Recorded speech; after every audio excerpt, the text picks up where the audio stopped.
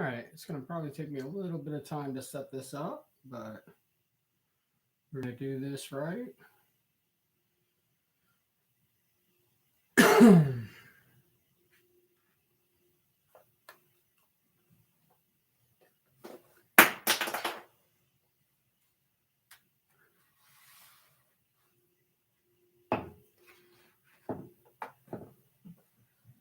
Okay. That over there.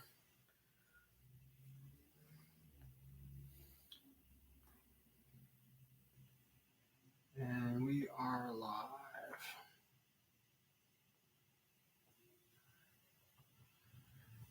Okay.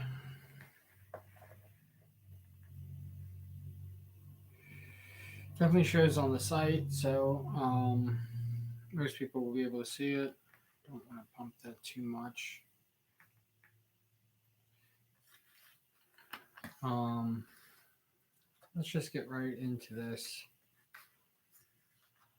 I actually don't have enough snotlings to do what I'm trying to do, and it literally begins with a simple die roll.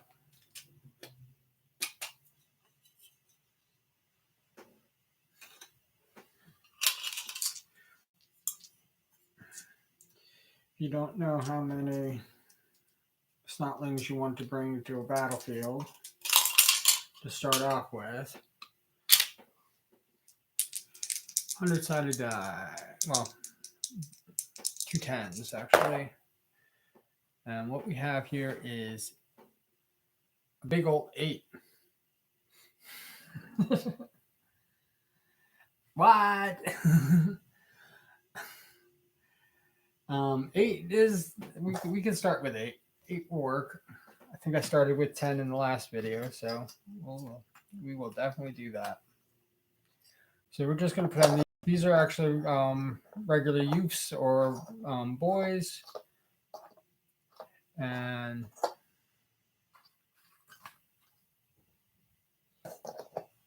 we're going to start them off as snotlings. So out of probably thousands and thousands of snotlings, we ended up with 8.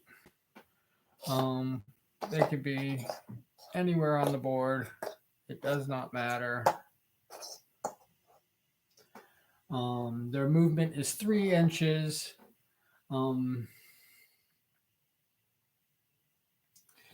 They all have shooting weapons, and they all have their fist or their hand or something like that, and that's going to act as a fighting weapon, melee.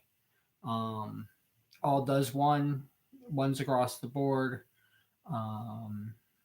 As far as their stats go, like I said, they only get a 3-inch movement.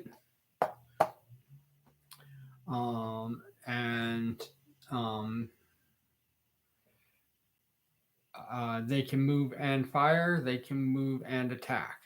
They can't attack and fire or fire and attack. That's the only thing. They're either going to, if they're in melee, they only do melee. If they're not in melee, they are going to fire. Little background on the whole thing. Orks start off as spores. The spores are very hardy. They can actually, take a nuclear blast and still survive through it. And the spores usually circle around them anyway. To begin with, the spores are attracted to aggression. Orks do not age like human beings or pretty much any species. They don't. They don't, or like any tree or anything like that. They don't sprout from a spore, become orcs in years and stuff like that. So an orc can be, you can have a war boss who's only 3 days old, or you can have an orc who's thousands of years old. The only way that they grow is through aggression or through attacking. It's the reason why every attack that they make, even their failures, they gain in experience points. Every attack equals 1 experience point for growing an orc. If they don't attack, snotlings actually become either squigs or grots, and if they're defeated before they can even be able to attack, they basically become a squig or a grot. Swigs are pretty much just like the equivalent of a beast of burden, a dog, cat, a pet. Um, and it's also used as food. Maybe even they get large enough to become a horse. They have their actual character traits. Squigs and grots are also named in the same vein as orcs. They attribute their um, the first name of the person that they come from becomes their last name, and they get a new first name, and whatever spawns from them becomes this. Grots do not spawn spores, and squigs do not spawn spores. Only orcs. All right. This might not get as out of control as I thought it was going to, but 8's pretty good. Usually, if you can do whatever you want, you can, what's known as finger fire. It's for snotlings. It's the same. It's the same as if attacking. Usually, if you are finger firing with this, that you tend to become a shooter boy. If you're just engaging in melee, which is pretty much what I'm going to do with these 8 guys, they usually become a regular boy. Shooter boys or regular boys can also become, mad docs or mechanics or mechanics, the mech boys, and then eventually from there they can become, war bosses and everything like that. They can become, basically their whole thing is pretty much laid out for them. They can become a combination of all of them. The only difference, for example, there's a clan called Snakebites, they always consider them primitive orcs, or orcs that don't do technology. That's because of how orcs, the orc belief system. And basically, if the orcs believe it enough to be true, it becomes true. And if they believe that these 2 sticks that they put together is going to fire a massive blast, those 2 sticks are going to fire a massive blast. It's how it works. And same thing with survival. Death is a major part. One of the major changes that I made from Gorka Morka is that orcs tend to die a lot quicker. The spores come out immediately once they die. Docs can't use it if they haven't preserved them. All docs, if I create any docs, all docs can give a preservative to all the orcs, and basically that means that they can utilize their body parts. They do have a time limit. It's usually a day to gather up their things. And if they do not gather up the parts in a day, it could be any part, their head, their body, arms, legs, doesn't make a difference. What it is, as long as they have the injection, the only thing the injection does is just delays the spore release. Without a doc in sight, we don't have a doc in sight, so that these guys are all subject to as soon as they're killed, as soon as they are damaged beyond any reasonable repair. Orcs do have a high regeneration rate, but if they're damaged beyond repair, they just basically die and release the spores immediately. Once the spores are released, the spores can become snotlings. If there's aggression around, and once they become snotlings, then they can become either orcs or grots or squigs. And that's exactly how it works, and the cycle just continues.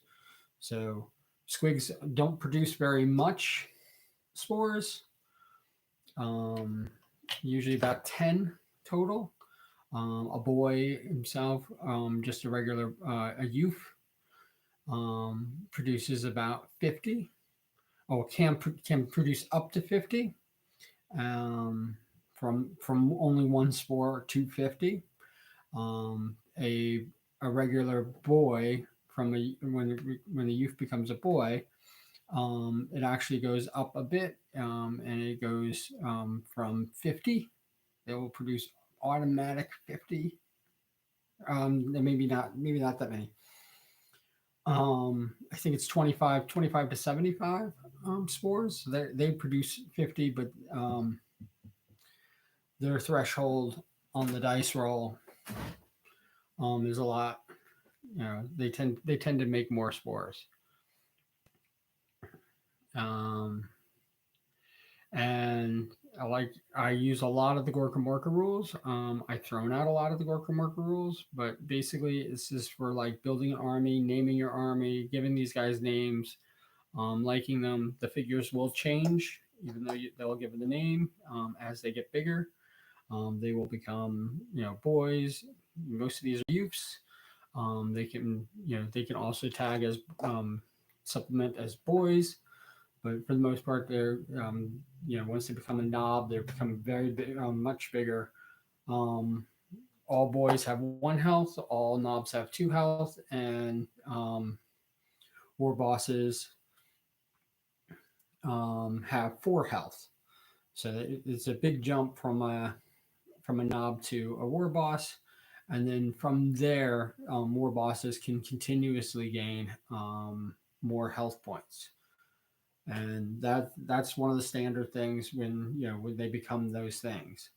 Um, a regular boy can defeat a knob who doesn't have somebody attached to them. Oh, rule of one. I explained this a little bit in the last time, but if he orcs always follow only one orc. If he follows him, that's who he follows. He basically listens to him, and they have kind of a connection together on what they're going to do. So they will actually team up and battle against this stuff. Their experience points go up the same way. If he doesn't attack and he gets knocked out, he's basically a free agent if he dies, but he's not a free agent unless he dies. If he does die, he becomes like a free agent. He can have his loyalty to somebody else. Um, Anybody he defeats, they become loyal to him. So let's say he's got like these three people are loyal to him, but he's loyal to him. He's basically their boss, and they're his boss. These guys do not follow his orders. They only follow his orders and what he desires. And it's like I said, it's kind of not really telepathic, but it's kind of understood that your desires become the person you follow. The person you follow's desires become your desires almost instantaneously. And obviously, if you die, nothing, you gain nothing from it. Orcs were calculating; they would try not to kill people, but try not to kill other orcs, and basically amass an army amongst themselves. But it tends to not happen that way. War bosses tend to be the one to be the first into the attack, because they want the people loyal directly to them, not to one of their subordinates. But their subordinates will, because that's what they desire, because that's what the war boss desires, that's what they desire. So they're going to try to get people under them. And it goes from there. And most of them, you can have, like I said, you can have a regular boy, he can have a whole squad of knobs, even though he's the boss. And that's how it works. It's they follow whoever defeats them. If you get defeated, you follow that person. All right. Spread these guys out a little bit. Like I said, I'm gonna want these guys to run in and attack. There is a charge thing. These guys don't get any charge bonuses or anything like that. They can just move 3 inches, no more, and attack. And if Um, they don't usually do cowardly acts. He will not usually use a strategy. Orcs tend to not use a strategy or hide behind something. It's definitely not the orc way. They definitely will stand and take any shots, anything like that. It's one of the pitfalls of having orcs, but orcs know that they will come back. These are actually snotlings, and we're just going to get this. We're going to do this really quickly. 3 inches. They're pretty much all within 3 inches of each other. No, they're not. Almost. Oh no, he is. He is. He is. He is. He is. Everybody's within 3 inches of this guy in the middle, but they got other people to fight. If you want it random, you can pick. It doesn't matter. Orcs are aggressive like that. You can pick whoever you want to attack. Like I said, they tend to not shy away and tend to only use, and the shooting right now, because the finger blast is only 4 inches. It's as far as it goes. It's basically what they got. I think I said in the last time that they couldn't move and shoot. They can move and shoot. That is a change in the rules. So we're just going to you can roll to see who goes first. You can do whatever you want. I'm just going to literally just, randomly pick one. He's going to go. He's actually going to attack. He's more than 3 inches, so he's going to actually attack him.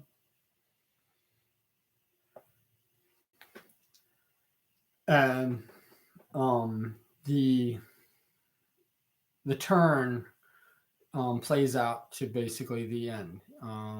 He moves and he attacks. The other person doesn't get a chance to retaliate or anything like that. It's literally just move and attack.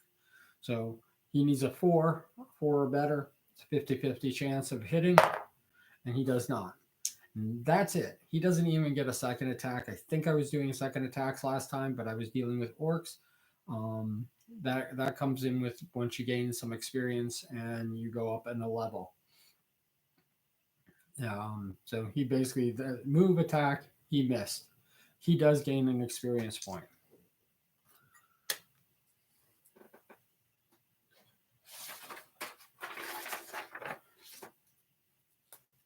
So what you see, what I'm going to do is I'm not even naming these guys yet. I'm just going to do 1, 2, 3, 4, 5, 6, 7, and 8.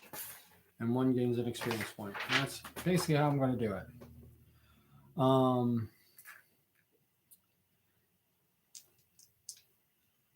We're just literally going. I'm going to just snake around. They're going to go like this. So he's going to be able to attack now, and he's going to attack the person who attacked him because that's how they work. He hits, and any hit. It's not. We don't do a damage roll. We don't do a wound roll. It's a hit. Once a hit happens, then it's basically a save roll. And the save roll is exactly the same as a hit roll. He needs a 4 or better, not a 3 or better. I think I was doing that before. Toughness and stuff, those get leveled up with points. These guys are basically just base 1 across the board because they're snotlings. 2, he does not save. So he is out. Not dead, he's out. He's going to attack.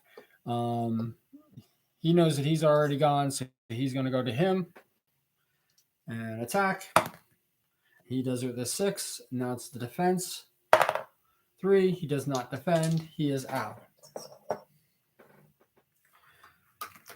So basically, where hits are concerned, I should be keeping up with this.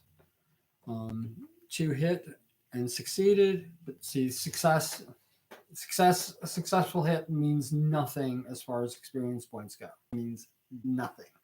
And picking up something and taking it, unless you're a mech, building something, saving somebody's life, doing something doctorly, those things gain experience points for, but that's a whole different thing. It only goes into the doctoring or mech skill set, and pretty much that's it. It's literally just attacks. attacks gain experience points. 3 gains an experience point. And we're just going to move on. Yeah.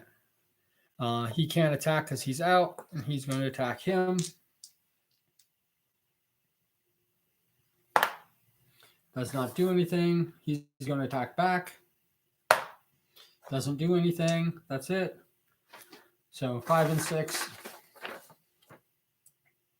Actually, he was supposed to go last. So we'll just do 5 and 8. Gain an experience point. He's going to attack him. 4, he hits. He's going to defend against it. 3, he does not. And that's how fast that goes.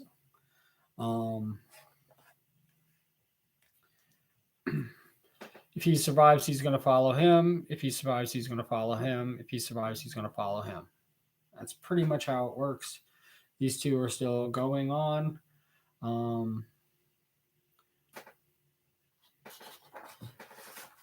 You can shoot into a group.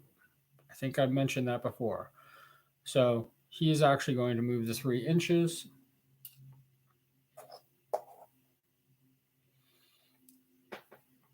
Oh, and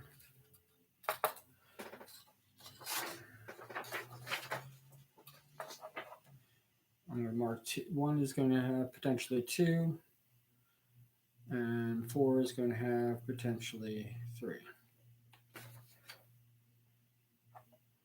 6 is going to have potentially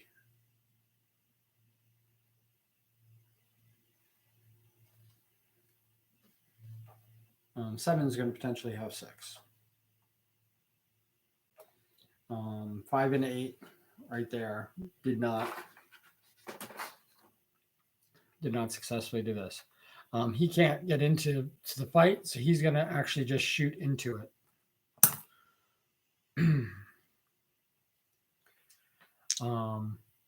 And he misses, goes to the next person, and then you roll another attack again. And again, it's still a 50-50 chance. There's no extra, they don't have any extra toughness or any extra agility to give them any bonus against shooting. So actually, it's all their agility. They're basically the way they move. They can those points actually can go up. It's not movement; it's the agility. It's basically how nimble they are and whether they can miss the hit. And their toughness actually can will absorb the hit. So we're going to shoot first, and you'll see it'll make sense. Shoot first. He actually hits, so that it doesn't go to the next person. So he shoots the close, always shooting the closest model. And we're going to see if he succeeds. He does not save against it, so he is out, and he becomes 2, and that is 5. 5 also joins 2. And you'll see, I don't know if you can see it, but I'm writing down the number with their potential. So if he revives, he's going to basically follow 2. If he revives, he's going to follow 2.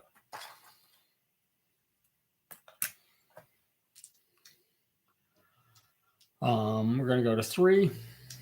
3 is actually going to engage. I don't think he can get into there with him, but he can get into here with him. So he's going to get into melee with him. He's going to attack. He misses. That's it. But he definitely gets an experience point for the venture. 5 is out, so go to 6. That's him. He's actually going to attack 8. He's going to get right into there, and he's going to attack. He misses. 8's going to basically attack him back. He hits. Does he save? He actually saves. So both of these guys.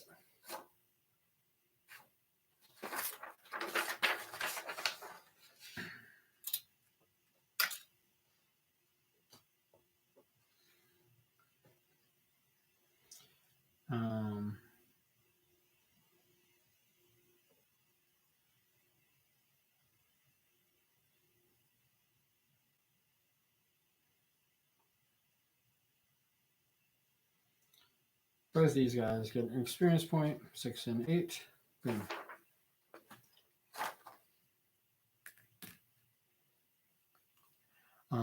Still Snotling standing. We're going to now engage. We're just going to go right back to him. He's actually going to attack the person he's with. 5, he hits. Does he save? He does not save. He is out. So he is going to follow 2. 3 is going to follow 2. 2 is definitely racking up potential.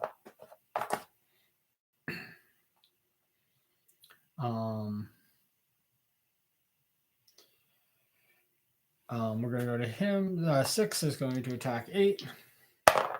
Does not hit. 8 is going to attack 6 and does hit. 6 is going to try to save. 6 always rolling on the right way. So that's the end of that round. Next round, he can definitely get into attack, but he's going to actually just shoot. He's liking the shooting. He might become a shooter. He's got the gun for it, so he's going to finger blast him. He misses. Because he misses, he's now going to attack 8. The shot's going to go see if it hits 8. It actually hits 8. And 8 does not save, so he is out. So 8 is on 2.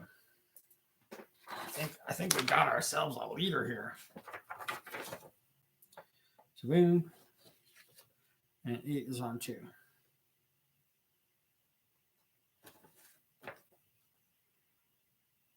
One, 2, 3. He's on 4. I've not been doing this right.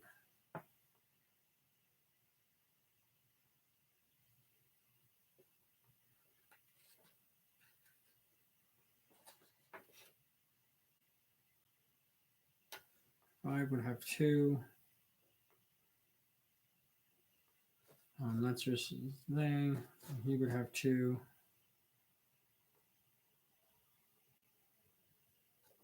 Two attacks because he attacked in the second round and died. I hate when I do this. 6 would also make 5, and 8 would be at 4 before going down. I gotta remember to keep doing those things.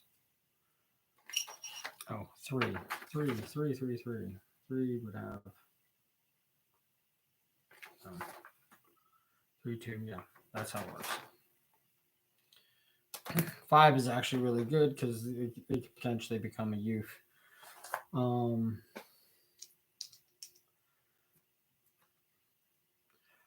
2 is going to attack 6. I actually wanted to get into melee, but we're not getting into melee. He's shooting him. Does a 6. Does he save? He does not save. He is out. 6 is following 2. 1, 2, 3, 4, 5. Yeah, he basically knocked it out of the park.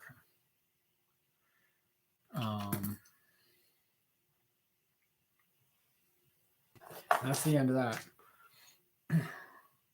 Now we have 1, 2, 3, 4.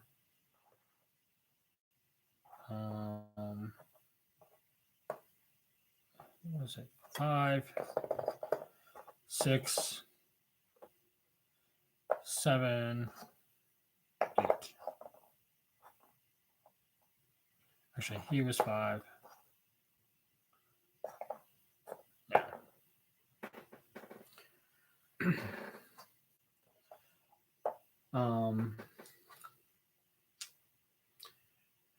A 6 means that they don't revive and they die and they create more spores. The anything else, they do revive, and we will continue on from there. It definitely looks like the majority of them are going to be following 2. Who's going to probably become a youth. So we're going to do this. Any 6s, he dies. Nope, he's up. 1 is up. 5, he is up. 1, he is up. 1, he is up. 6, he is dead. 1, he is up. 2, he is up. Now, 6 is the one who had a bunch of people under him. So right now,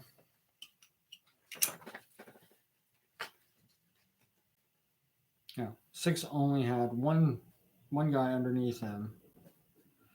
Everybody else is following 2, except for 4. 4 is following him. So whatever he desires, 4 desires. And 3 is following 2. So that is pretty much where we're looking at right now. He's definitely not going to attack him because he's following him. That would not look good. But 7 is by himself. We'll do the spores in a bit.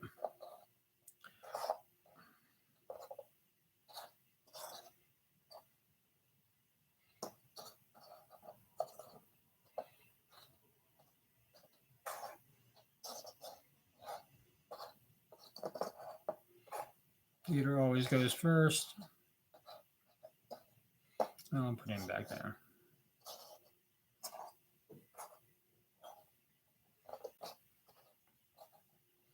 Peter always goes first. That's where these guys are going to be. But Peter doesn't always go first.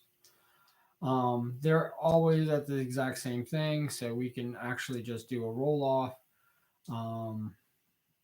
Even they're not really a team yet, but we can call them a team. So it's just going to be 1-to-1, whether he goes or the mob goes. And basically, the delay is that they're basically following his desires. So if he doesn't attack, they're not going to attack. He has to basically attack. He rolls a 6, which is really good. And he rolls a 1. So yeah, these guys are all going to go first against this guy. He's actually going to engage this time with him.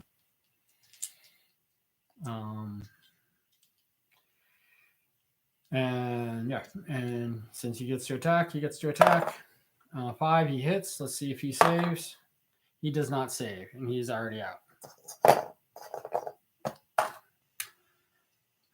And let's see if he dies. He does not die. He is back up, and now he is following him. So that's his mob.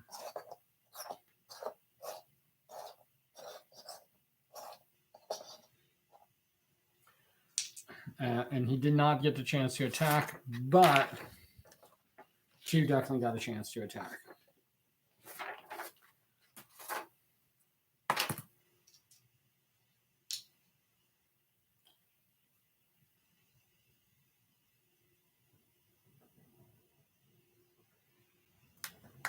This is not working out at all.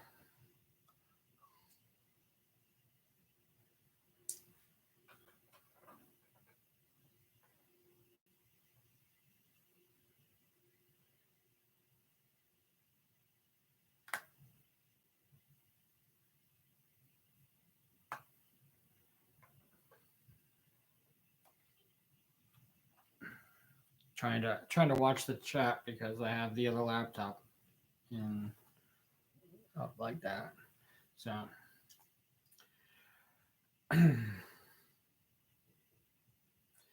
I can't see the chat from here. From here, okay, we got to deal with him.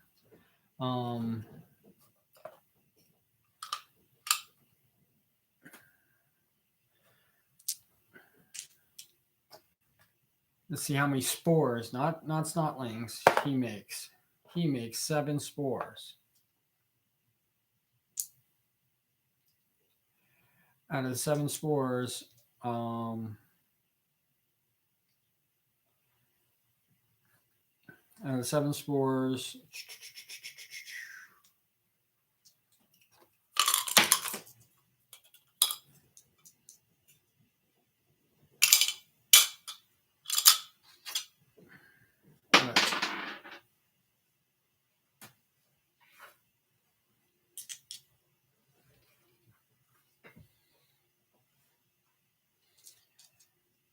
out of the 7 spores,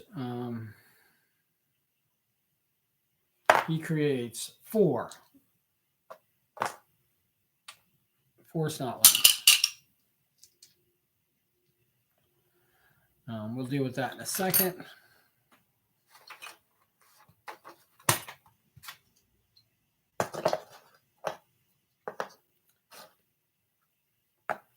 I kind of made a mistake in the second round. The ones that didn't attack, which was 7.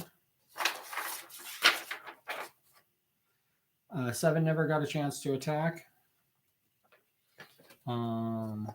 which was him. He might have actually not. We're going to find out whether he became a snotling or not.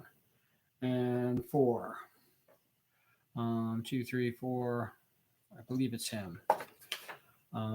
Those 2 never got a chance to even attack in the last round, and they will become either a squig or a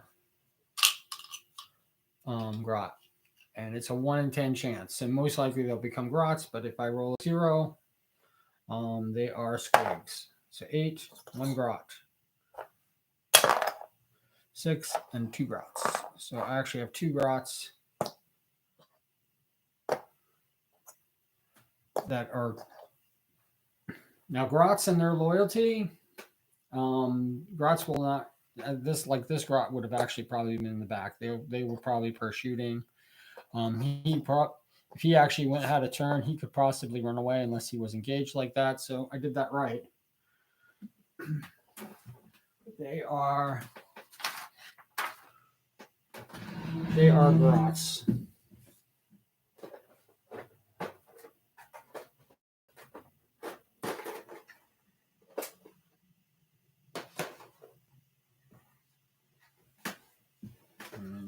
What to do with my grots? I like to keep stacking things on top of each other.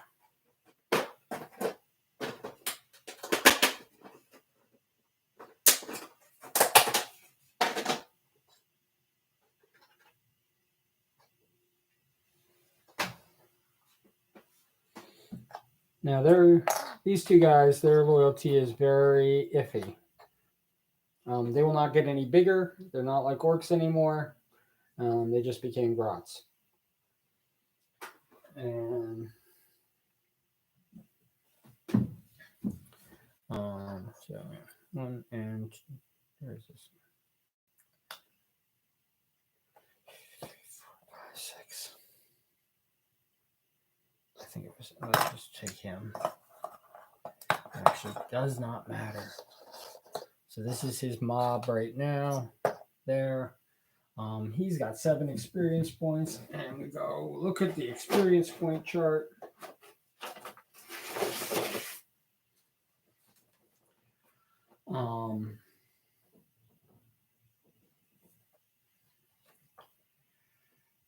From 0 to 5 experience points, you start off as a grub or a youth. As soon as they've attacked, they actually all became youths. Pretty much like a level 1 experience. It's just experience points. If you have 1 experience point, You are level 1. The Gretchen now do the exact same thing. They do gain experience points be attacking. They are both level 0 still, and like I said, they just stay right where they're at. Um, they will probably more heighten their shooting um, and do it that way. But at 6, he becomes a youth. Um, he becomes a youth, and now at a youth, he actually gains a attribute.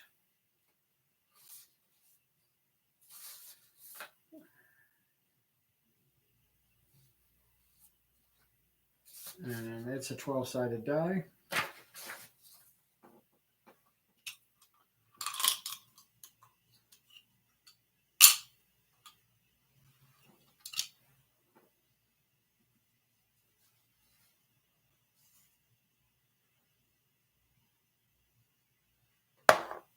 It's a 3. And according to this, as he advanced, he gets to select one of the standard skills table from the for the mob and randomly generate. Ooh, he gets a standardized skill for his group. So basically, he's giving whatever skill he's going to pick. It's going to be this, and I'm going to make it random, so it's not going to matter. And a random, and another random, and then he's going to get one for himself. So he's going to get 2. He's going to get 1 for a standard skill for the mob. They basically everybody gains it in the mob, except for the Gretchen. The Gretchen do not. And let's see, what do we got?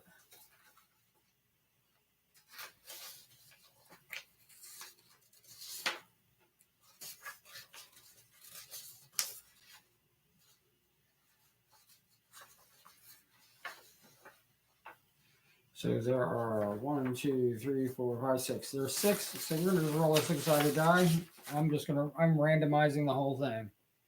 So this is the skill for the group. It's number 5. It's a ferocity skill. And I'm gonna roll another 6-sided die again to find out what they're getting. They're getting number 6. Play chicken.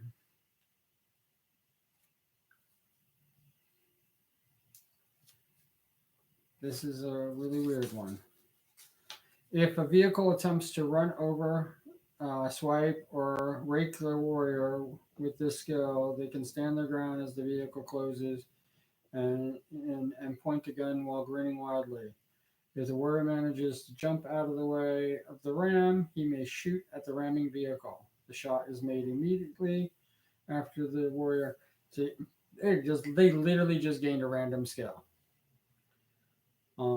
They basically play. They like to play chicken with vehicles. Maybe it's because the tires are around. That's a really weird skill to get right now.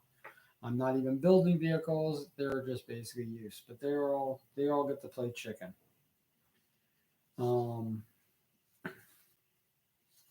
He's gonna get the roll out. 5 again. Tell me he's gonna get double chicken. 1. He gets wah. A warrior with this skill rolls double the number of attacks dice on his profile when he charges into hand-to-hand combat. He may not use a shield to block when charging. Note that you double attack before adding +1 for using two hand-to-hand weapons.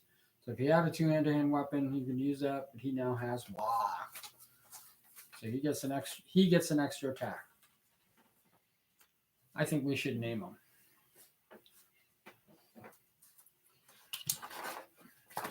And we got my random name generator right here.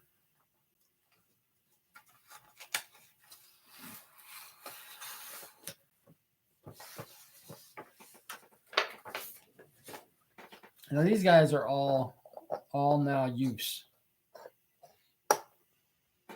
Except for the 2 Groth, obviously.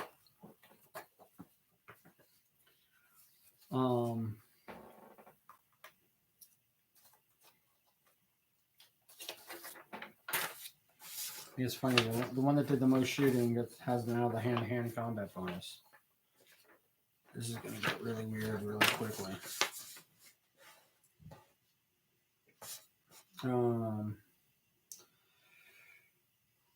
We're just going to call him Wildfire.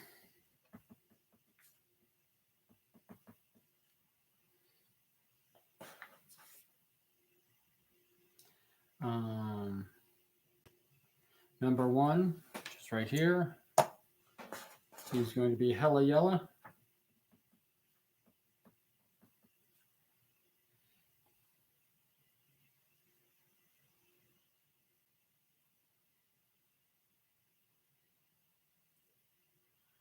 Where are we at?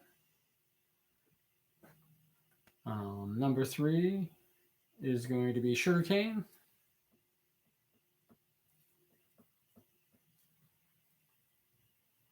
They have full names. Saccharine Spontaneous.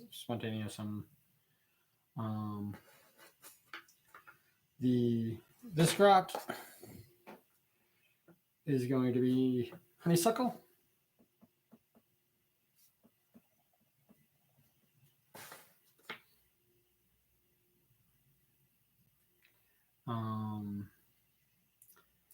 Five, which I believe is here.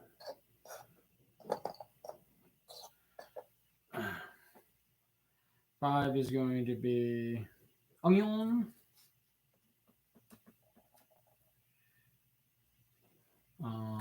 Six, he's going to be Bullhead.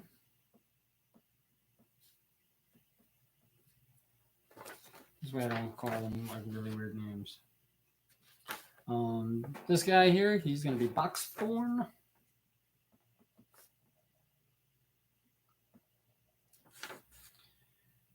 And the last, actually, no.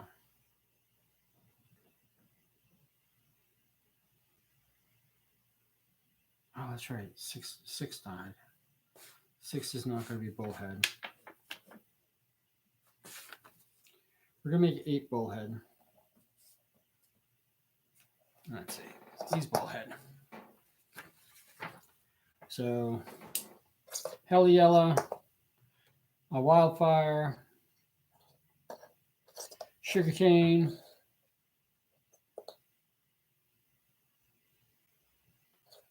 Honeysuckle. Why do I have too many?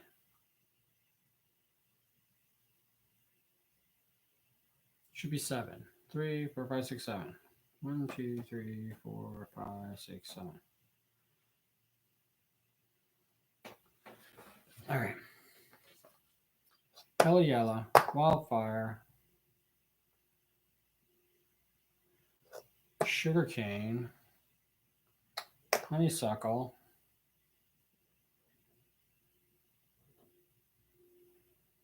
Onions, Boxthorn, and Bullhead.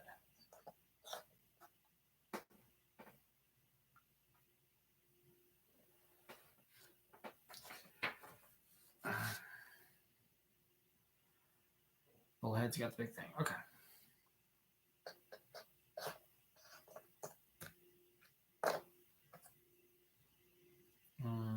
I believe we have these youths now coming into the fray.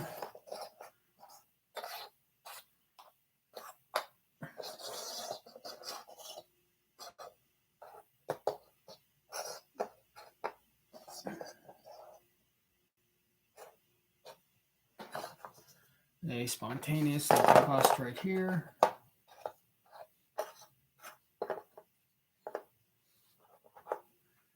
And these aren't used. I'm sorry. These are Snotlings.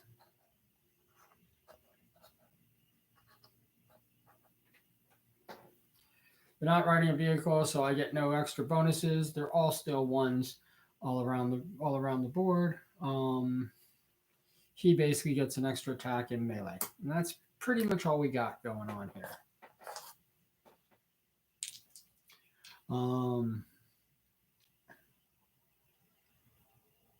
Yeah. Crazy skill.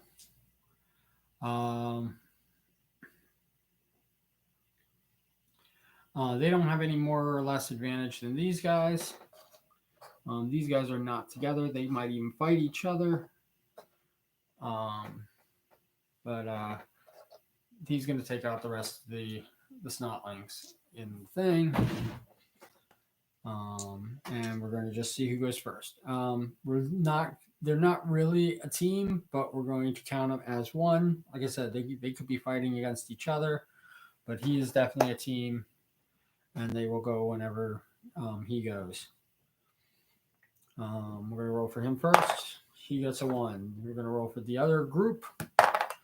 4. So they're all going to go first before these guys go. Like I said, they're not a vehicle, so they don't get to do an extra shooting attack. These guys are definitely going to gang up on him, but like I said, it might be easier for them to fight each other. And I don't know what they're going to do. We're going to just start this, and we're just going to do row.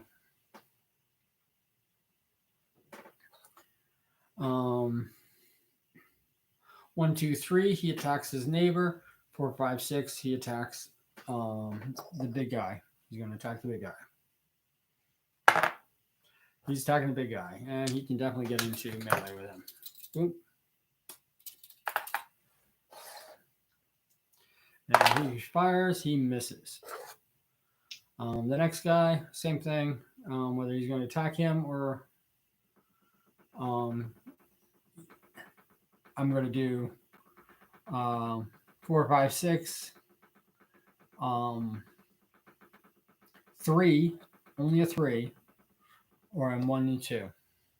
So he really wants to attack the boss over everything else. That makes sense. So 4, 5, 6, he gets a 5. He's going in. And he attacks. He misses. Same with him. And he could still get in. Yeah, he could still get in. 1 and 2, he attacks this guy because he's a little bit out, but he's there. Only 4 and 5 for him. So 1, 2, 3, 4, 5. Oh my God, how did I do this? Yeah, 1, 2, 3, 4, 5, 6. 1. He's actually going to attack him.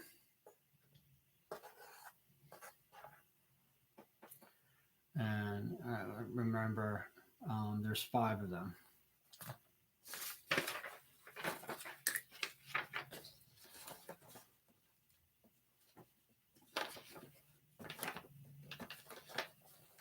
And they each get an experience point for attacking. Third one gets to attack. He gets there. And because he's not going to attack the big boss, he's going to attack these guys because they're closer in opportunity. So he's going to split it between those 2. 2, he misses. Yeah. Most likely, he's going to attack there. So, 1, 2, 3, 4, 5, 6. It's fairly simple. 6. He is going in and attacking them. Yeah, he's going to attack. He's just going to attack the closest. So it's going to be 1, and he misses. Last guy is going to basically just attack him because he got attacked, because that's how Orks work, and he misses. Now, all these guys get to attack. And you know what? They might just, well, I know the Grazi can definitely shoot into. They're going to probably move and shoot. And maybe hit the boss.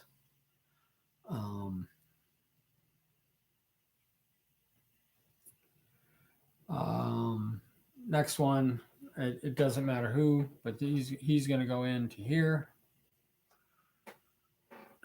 And he's going to attack, obviously, the first one. So he's attacking number 1. He misses.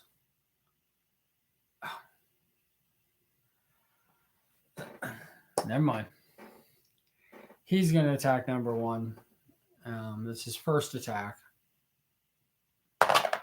He misses. He's going to do his second attack, same guy. 6 hits. He's going to try to defend against it. He does not. He is out.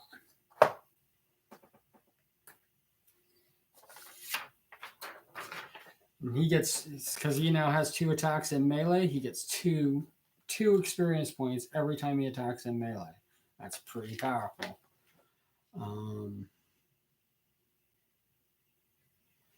And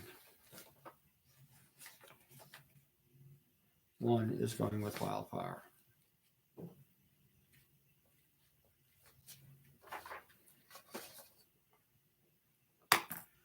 Now, he's going to attack him.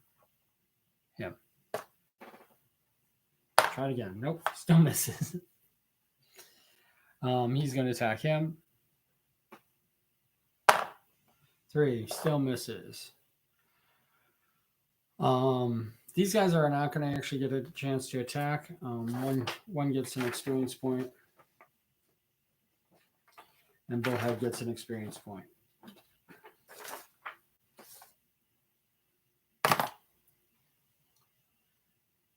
And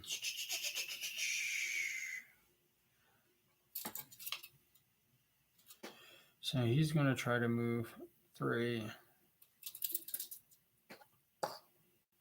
And he's got a shot at 4. It just hits. That's who he's going to shoot. That guy. 4, 5, 6. He gets it. He hits him. And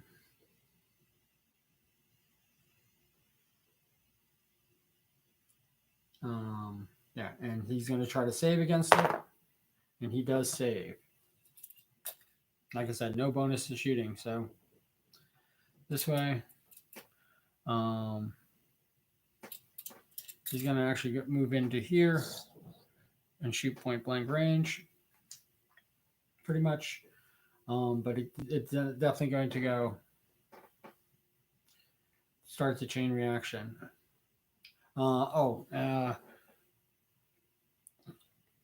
It goes out like that, 90 degrees. So basically, pretty much everybody's in this shot except for him.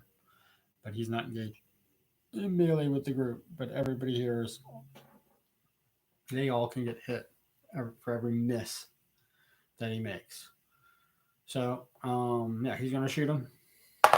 He does hit anyway. He's going to try to save. It's actually, he's shooting him. He's going to try to save, and he does not save. That is Onion. Onion gets an experience point. He got his experience point. So Onion gets his experience point. And that was 4.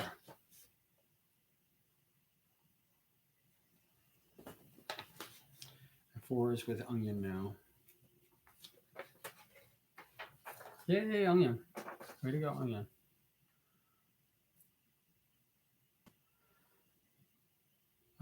Their loyalties don't matter. If they know if they shoot the boss in the back of the head, it's not going to work. So what they're going to try to do is just move. They only move 3.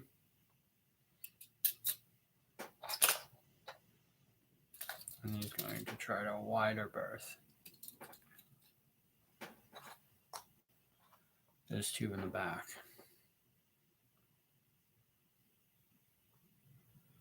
Yeah, he missed. That's what they're doing. He is no longer attached. He can actually just move into combat with them if he wants to. Yeah. So next round, these guys get to go first, even though 2 of them are out. He wants to take out the boss man. So 4, he hits. Does the boss man save? Now the boss man doesn't have any skills, toughness any higher, or anything like that. So the boss man does not save. So he's going to be following him. That was probably a really smart move on his part. The other 2 are out.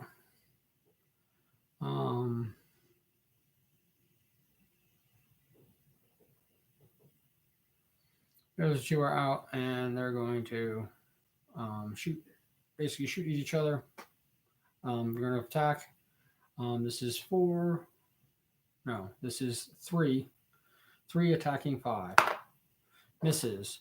5 attacking 3. Misses. Boss man is out, so I lose my 2 attacks, which is very unfortunate.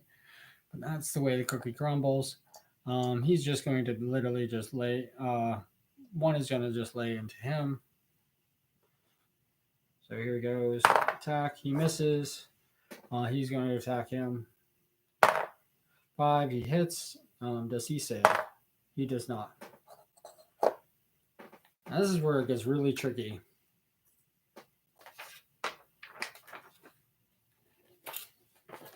2 is now following Bullhead.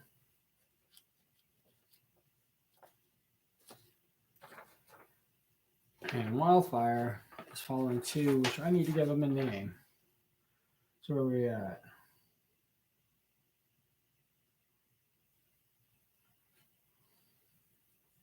Senseless. 2's name is Senseless. I should do it on that side.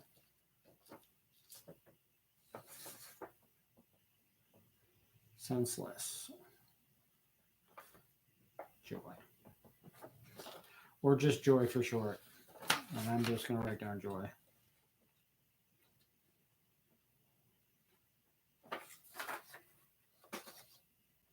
Now, he could die, and that will release my de facto leader from that. Boom. Done.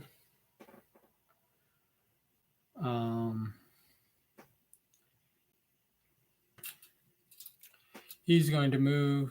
They can just move right around each other. No. He's just going to move to here. And he's going to shoot into the group. He's going to shoot him. That's number 3. And he misses.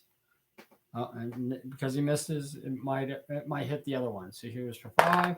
And it does exactly that. Boom. Hits him. He's going to save. He does not save.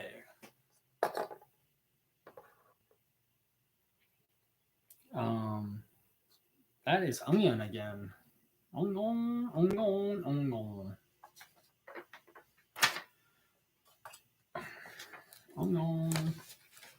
Onion gets 5.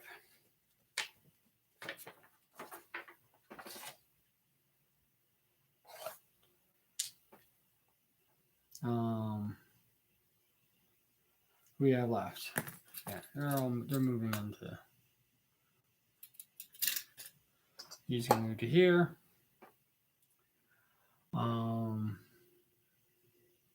This is Honeysuckle.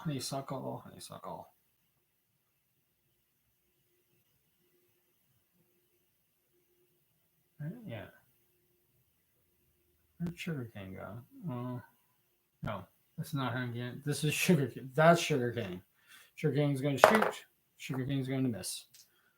Nobody else hit, so we go from there. 3 inches to here. Only 1 left. And he can shoot for 4 inches, so he can shoot.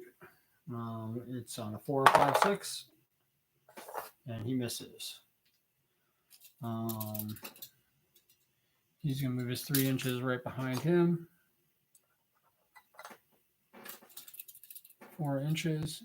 And he can and you can just shoot through allies, sort of. He misses anyway.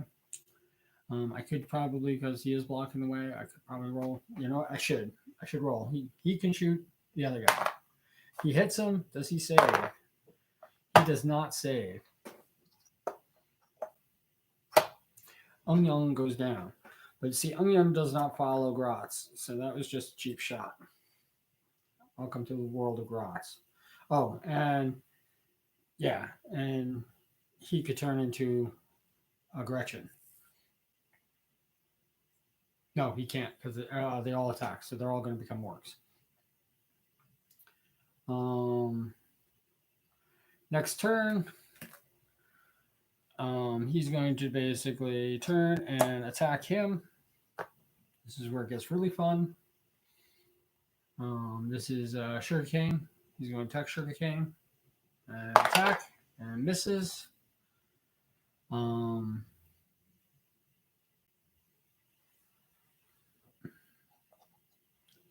He's going to go in.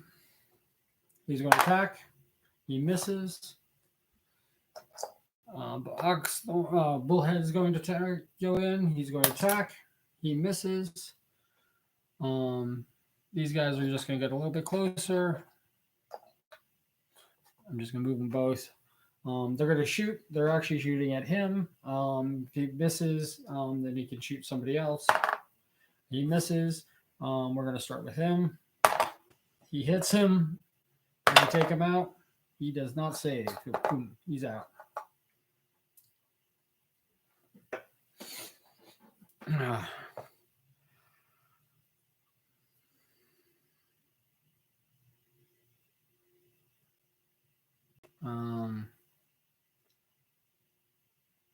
The other one's going to shoot him. He hits him. Does he save? He does not save. He is out.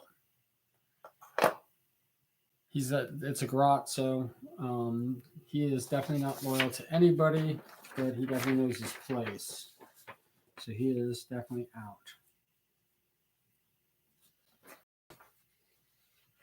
He's the only one that's not following somebody. Now we get to find out. Let's divide these guys up.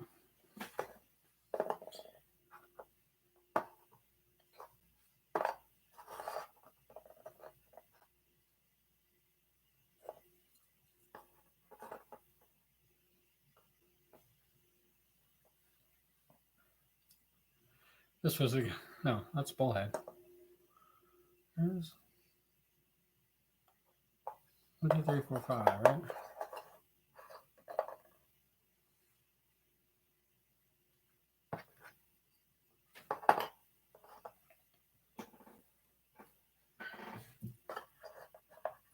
They're all out. The boss man. This was actually the one.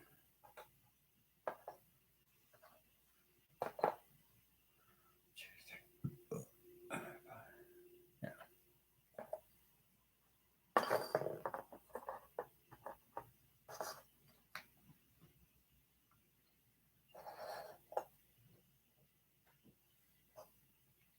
You guys are all still standing. We'll start with the boss man first. Does he die? He does not die. Does he die? He does not die. Does he die? He does not die. Does he die? He does not die. Does he die? He does not die. He does die. That was one of Onions, right? Yeah, he was the last one standing, so he was. Oh, look at that. He had followed nobody, but he dies. This one, no, does not die. This one, no, does not die.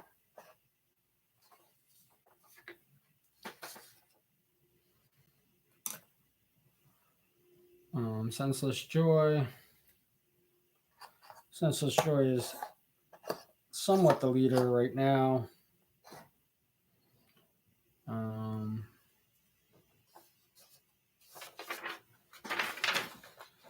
Doesn't matter how many experience points he has. 4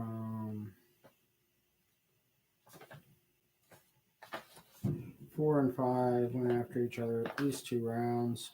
Forgot to put their experience points on. I forgot to do everybody's experience points. Most people leveled.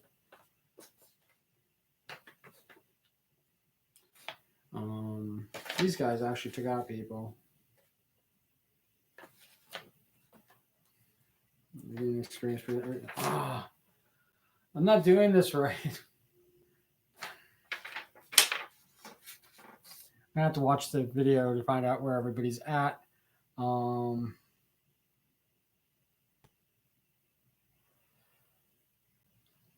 know that Wildfire almost leveled up again.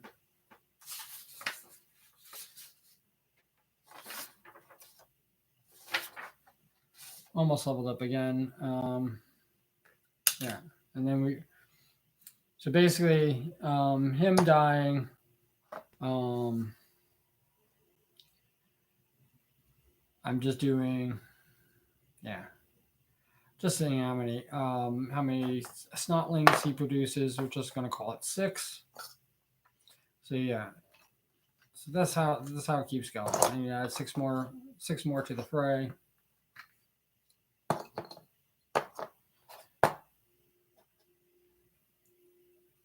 Even though he technically goes first, he's going to follow whatever he wants. So my guy is going to go first anyway.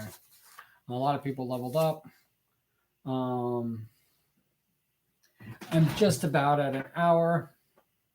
Got nobody to talk to, so that's fine too. I don't know why I set this up so that I can see the chat because there's nobody in the chat. So don't really need that. I'm gonna add up all the points. There's a couple people that became youths. He actually almost became a youth too. Let's say that sheet. So he gains another.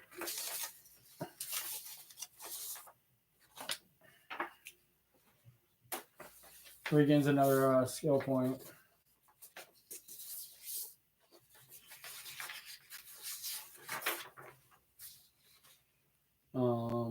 Yeah.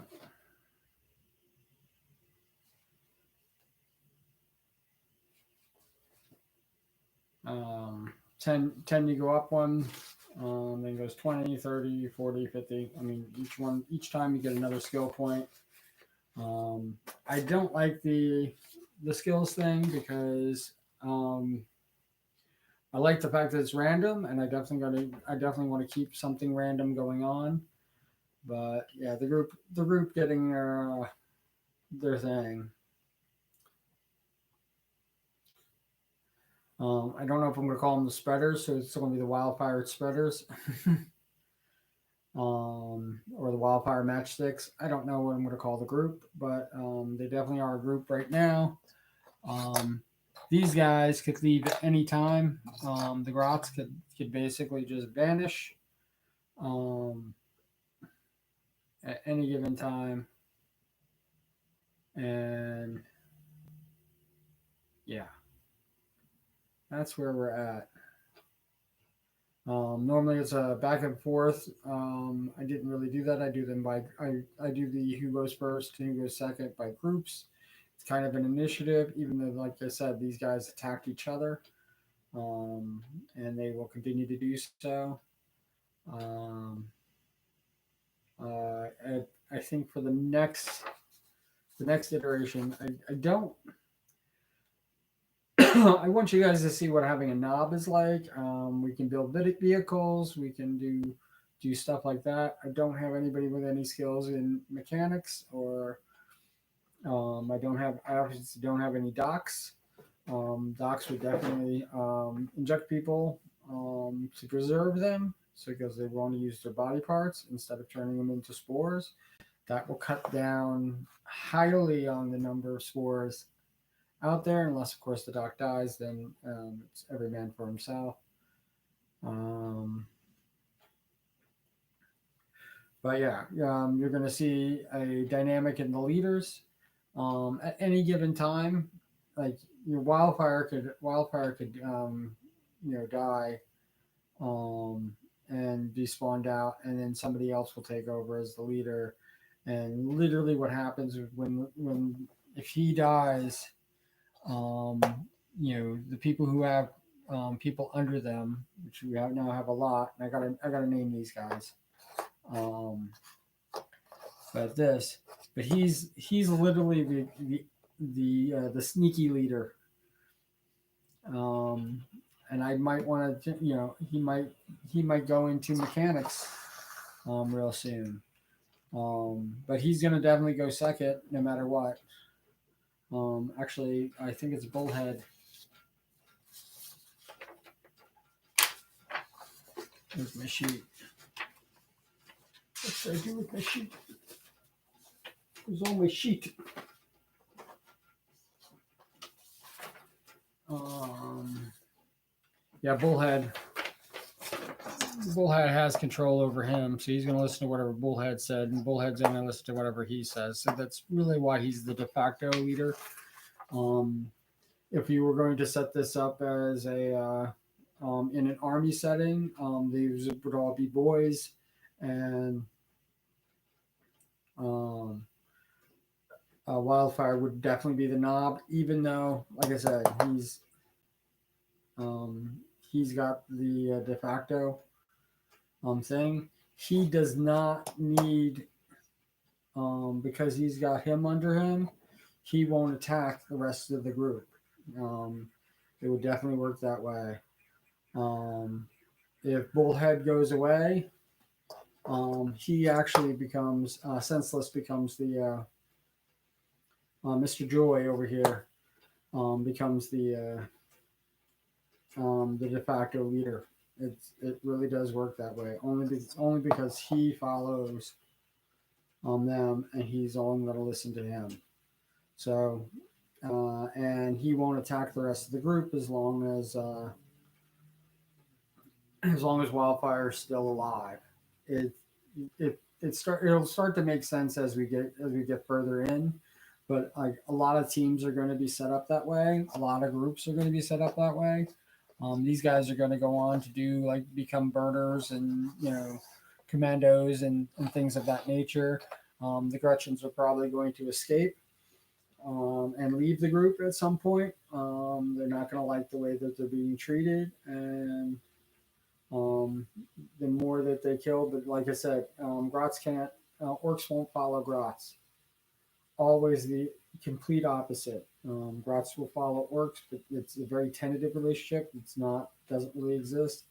And the same thing with Orcs following Grots. They sort of do.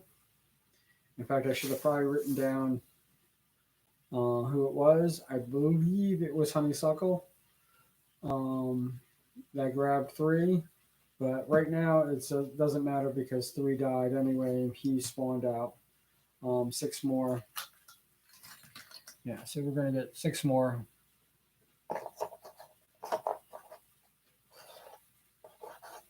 And he died right around here. So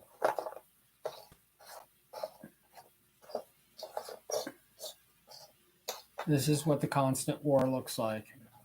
I mean, literally immediately.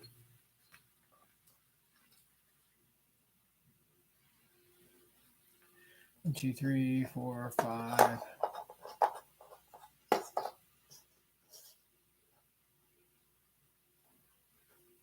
Put him back in. Six. So immediately these guys would be right back in the fray.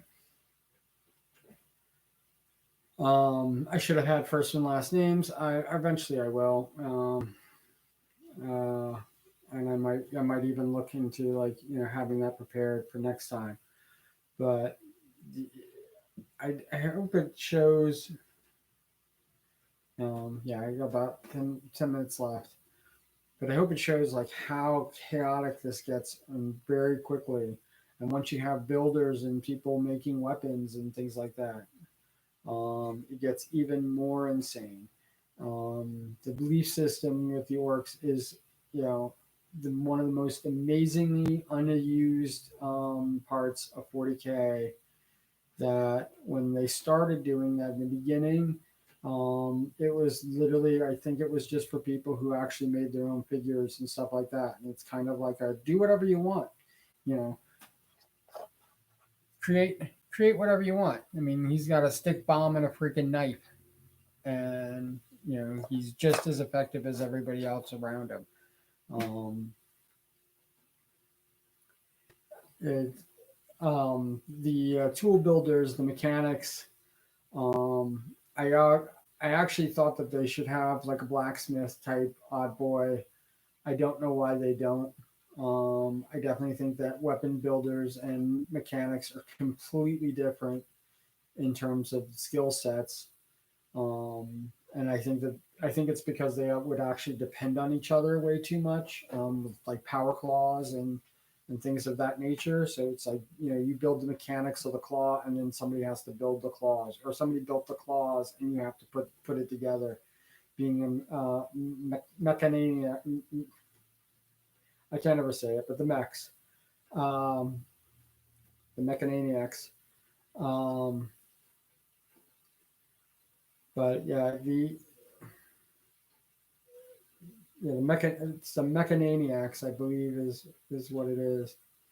Um, but yeah, I think that that's literally a broad, it's such a broad term. I mean, doctors basically do one job. Warriors obviously do just one job, and then when you get into the odd boys, it really becomes, you know, drivers, um, you know, speed freaks. They do one job. They drive freaking vehicles. That's the job. That's what they do. That's pretty much what they're built for. They use the vehicle to attack, and that's how they basically live their lives in a freaking driver's seat. And that's their odd thing. So it gets kind of weird, um, when like everything that the orcs have falls onto the mechs, and some of the stuff is not mechanical. It's Some of the stuff is just literally like a sharpened tool and stuff like that. And maybe I don't know, maybe when it was Rogue Trader and stuff like that, they thought that any orc can basically sharpen something, or pick up a rock and tie it to a pole and use it as a bludgeoning weapon. Maybe they thought that, but I think that a blacksmith, one who does armor, the armor plates on vehicles, and basically sharpens weapons, or just basically makes the weapon look cool, because that's pretty much what everybody wants. It doesn't Functionality is not something that orcs think about too much, but it's just how something looks.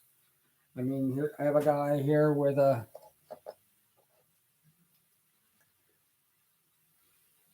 gun and a blade attached to it, and every time he fires, he's probably hitting his blade.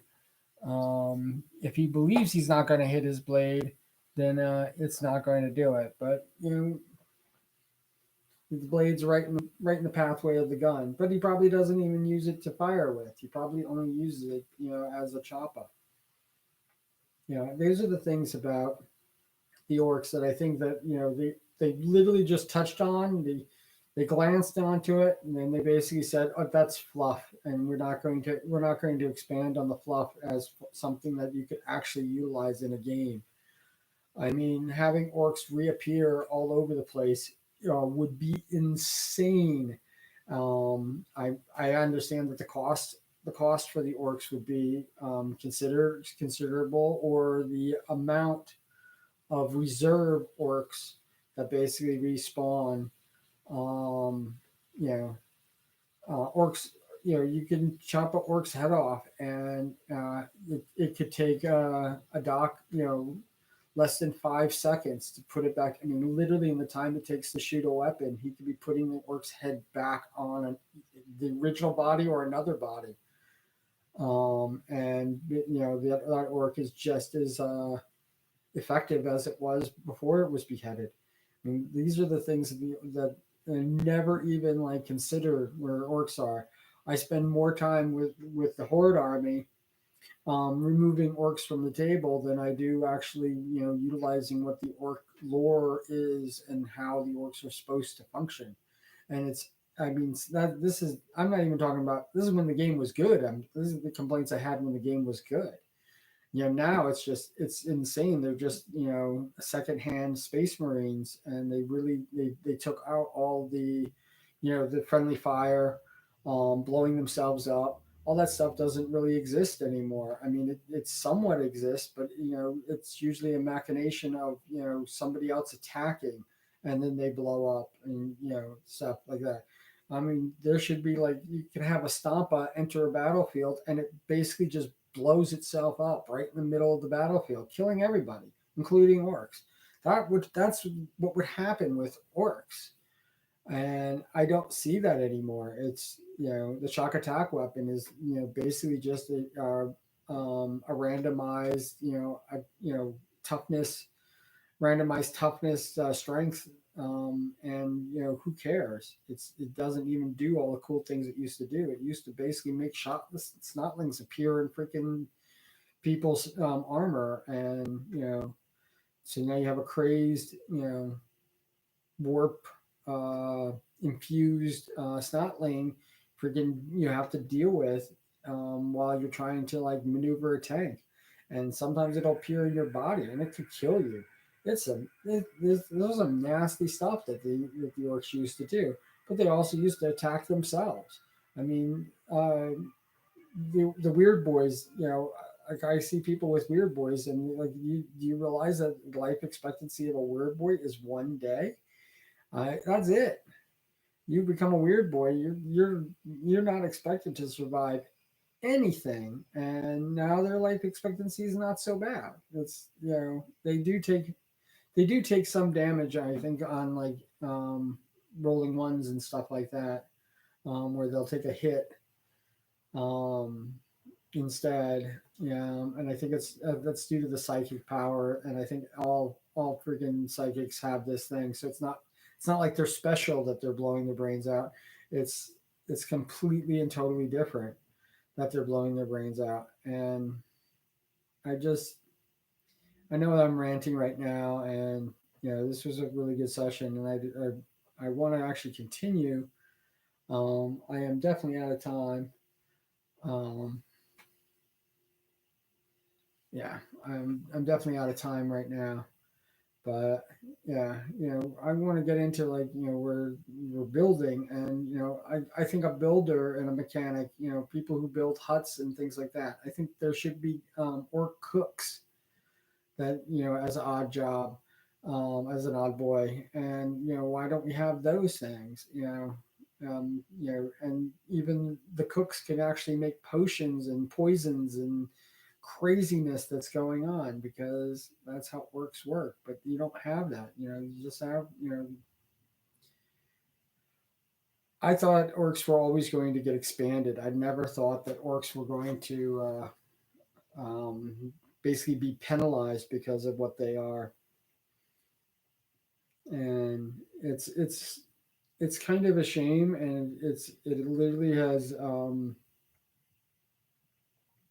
taken a lot of my love for the game. That's the reason why I'm even doing this right now, is because I'm showing you aspects of the game that I absolutely love. I am pretty much playing in all fluff territory right now, and I completely rewrote the system, and I'm not even really using it because they're orcs, and it doesn't really matter, and the rules can change, and things can work out differently, and I could have I could literally have 5 players right now, um, going at each other, fighting for the leader, and we could literally have Wildfire could be the leader, and you could have groups under him that are basically played by different players, and they could do whatever they want. You could say what the leader wants, but the orcs, I don't. Orcs don't follow the rules, and it's one of the things that I can't stress enough. And everybody's like going, yeah, but you just want to be a power gamer. And it's like, no, no, I don't want to be a power gamer. I'm talking about they've taken out the things that made the orcs, kind of crazy. That, you could start a game against somebody and literally just lose the game right away. Within the first turn, like, thank you, yeah, it was our turn and we lost. I mean, that's how orcs work. And then there's times where, the orcs can just basically, you have one lone freaking orc running around and he's just killing everything in sight just because of the way the dice fall. I mean, it happens. And, well, here I am saying it happens. It doesn't happen anymore. Those times, those days are long gone. And I did like 8th edition more than I liked 7th or 6th edition. But even 5th edition was, pretty much a shadow of itself, and a shadow of what it could have been. 5th edition actually introduced a lot of really good stuff, but it also took away a lot of the awesomeness that was the orcs beforehand. It also kind of cemented the fact that the orcs were not going to be a creative group anymore, and they definitely got larger. And I still to this day don't understand why they got so darn huge. Maybe it's because of the Warhammer Fantasy game, but you're dealing with. I know you can't really see this because it's.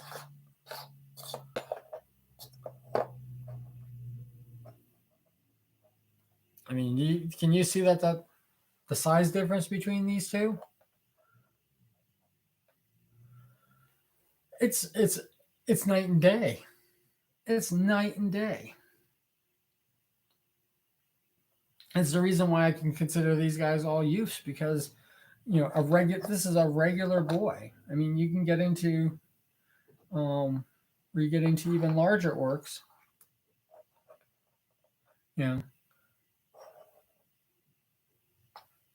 know, these guys get changed around so much from the beginning. I mean, this used to be a standard boy. This is now the standard boy, and it's kind of crazy to me that this is where it is. And instead of like making a reason why these are larger than the originals, um they just basically just said, oh, these are the same as the originals, and the cost reflected it. They orc boys are very cheap to buy, but they're also kind of disposable.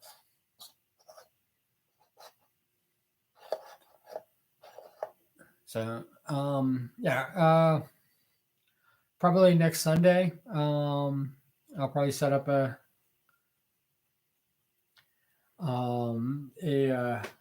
another video for next Sunday, and we'll do the same time, same orky day, and we'll continue with the orcs. And I actually wanted to see it go a little bit crazier. I mean, out of 100, we had 8. So I mean, it tells you how wacky this can get. And like I said, it could go crazy, or it could not go out of control. But you also see, like, how 8 just turned into this quickly. And these are within, if you were going to do this, like, this isn't like, oh, the next day these guys are here. It's within the minute. um the spores can spawn.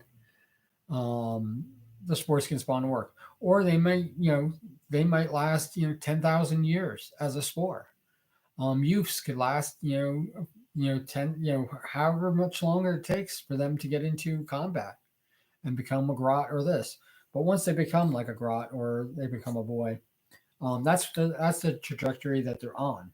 That's it. Um, uh, you know, the reason I did it where if they don't attack, they most likely become a grot, is because that it's very much against the orc's nature to not attack, and also the grots are not as prevalent as orc boys. Orc boys are going to be everywhere. But yeah, every orc boy that actually dies, that becomes a whole nother series of things. And eventually these guys will be just once these guys become regular boys instead of youths, they're not going to mess with um the snotlings anymore. Because the snotlings are not going to be able to even do any damage to them because they're snotlings. Um, I do the skill set thing is kind of bothering me actually a little bit, but we'll figure it out. We'll figure it out as these guys grow. I mean, they're not even like full fledged youths yet. I mean, they're they're still kind of snotling. Grub is, I think, the term that Gorka Morka used. So the pretty much you have one actual youth, and everybody else is a grub, and then they're fighting against snotlings, and they're going to keep doing that till they basically find out who their leader is and how they're going to follow it. I mean, he has the most problems right now being in the position he is. So taking out the leader is probably not the best option because if Wildfire does die, these guys fighting him, they're going to fight each other, and he doesn't have much to say because the only person that follows him is him. If I decided I wanted him to do something else other than continue fighting these guys, and he's like, oh, you know what, we should start a base and maybe turn this into our base and not worry about these crazy youths that are running around, crazy snotlings that are running around, because eventually they're going to not care about the snotlings or the spores. They're going to have bigger and better things to fight with, and the job of the leader is not to basically continuously fight with the snotlings, but to find the next big battle. And they want tougher enemies. They want the tougher the enemy, the better for orcs. So it's their nature. I'm going to end it right here before I start this next battle. And next time when I come in, I will just basically get right into this battle. You guys have a wonderful day, and I will. I think my next video is going to be Tuesday. My next live video is going to be Tuesday. So if you're around for Tuesday, that's going to be my Facebook reading. I hope you come in. I hope you enjoy it, and I hope we have a really good time. All right, cool beans. All right, bye.